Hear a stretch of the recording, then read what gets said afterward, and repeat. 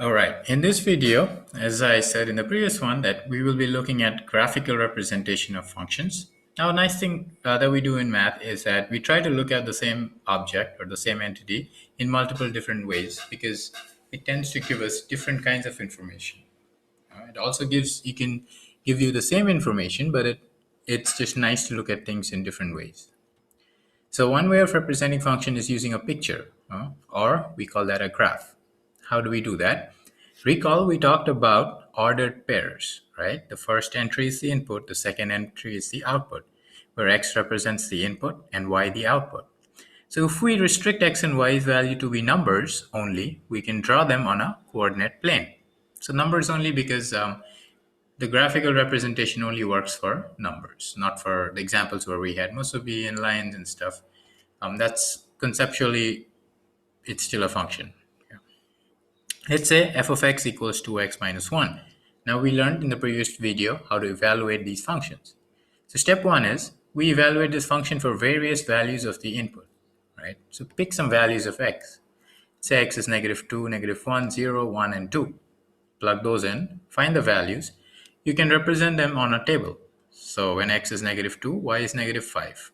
X is 0, y is -1, x is 2, y is 3, so on. Remember, y is f of x, which is the output. Step 4, you draw these. The x-axis is shown horizontally. The y-axis, the output, is vertical. And you plot these points and you connect and it looks like a line. Okay.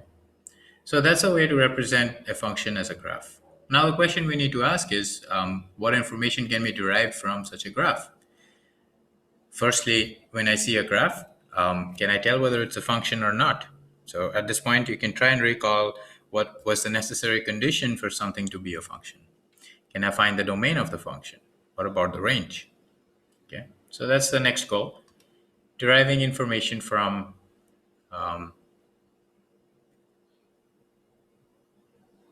the given graph. Okay, so you can pause the video at this point and try this question, which says, which of these four graphs right here, these four, represents a function? Just think about the definition and see if you can figure something out.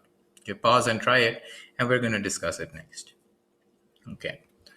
What you need to recall is that function needs to have exactly one output for each input, right? So how do I check that on a graph? You pick an input value, x value, find the output corresponding to it, which is the y value. Ask yourself, is it unique?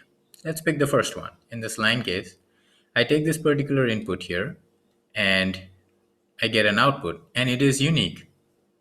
But if I look at the circle, for one input, I'm going to have two different outputs, which is not unique.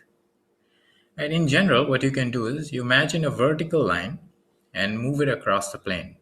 If the line intersects, which means crosses the graph at more than one point, which happens in the circle case, then there is no unique value. I mean, there's more than one value, which means it is not a function.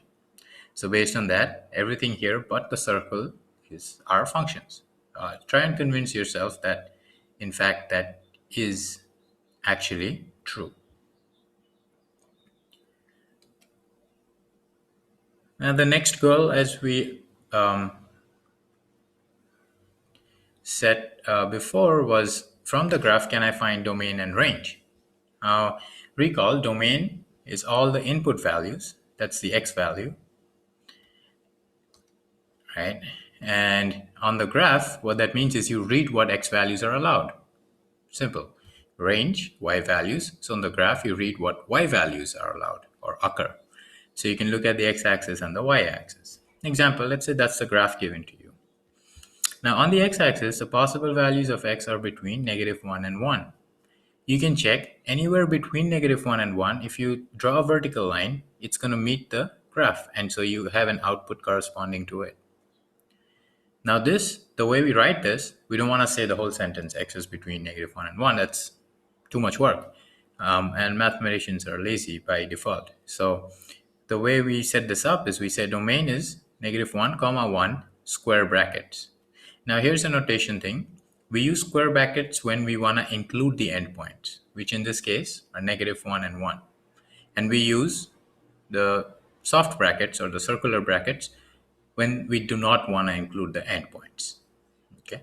Over here, To find the range, we just look at the outputs. The only possible outputs are between 0 and 1, both included, so the range is 0 to 1. Here's a second example. Now here on the graph, you notice this little circles that I have made here. It's a notation alert. This symbol on the graph means that there is a hole, which means that that point has been removed. Now, because it's a single point, the only way to communicate that information is to draw this hole. So what that means is, if you're trying to find f of 1, it's not going to be 1 because that point doesn't exist there. F of 1 is on the x-axis, so it's 0. Similarly, f of 2 is 0, and f of 3 is, well, f of 3 is not defined in this case. So that's the notation for the whole. Now domain, again, the x values, I can go from 0 to 3. There's a valid output for each of these points. Oh, that's a typo there, because I cannot include 3, sorry. So this should be except 3. And because at 3, if you draw a vertical line, it hits the hole, so there is no answer for it. If you look at the range, you get values from 0 to 1, but you don't really reach 1 because the value for 1 has been removed from the graph. So we use the soft bracket or the round bracket, which means that 1 is never attained. So the range is 0 to 1. And the last example is this graph with arrowheads on two ends. The arrowhead implies that the graph continues on. Right? Now the domain, we say, is negative infinity to infinity. That's the symbol for infinity. It means that all values of x are allowed. Right? And the range also is negative infinity to infinity. Because of the direction of this arrow, you can see that this graph keeps on going up and going down. So it attains all possible values between negative infinity and infinity.